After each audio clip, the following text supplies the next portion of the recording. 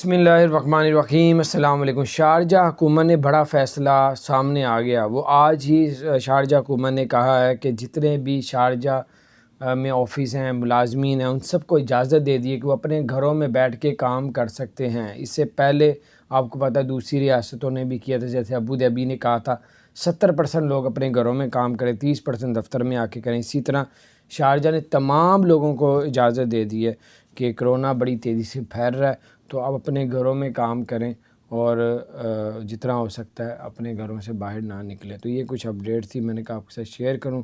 और जो मुलाजमीन हैं शारजा में, अबू धाबी में, उन सब के लिए एक ख़बर ये है कि अब आप लोग अपने घरों में बैठ के भी काम कर सकते हैं, और अगर ज़बरदस्ती करते हैं आपके साथ तो आप उनकी शिकायत भी कर सकते हैं। तो बहरहाल ये कुछ अपडेट्स थी आपके साथ, मैंने कहा शेयर करूं। अपना ख्याल रखें। अगर आपने हमारे चैनल को सब्सक्राइब नहीं किया तो सब्सक्राइब कर दें, बेल आइकन प्रेस कर दें ताकि नई से नई अपडेट्स आप तक पहुंचती है।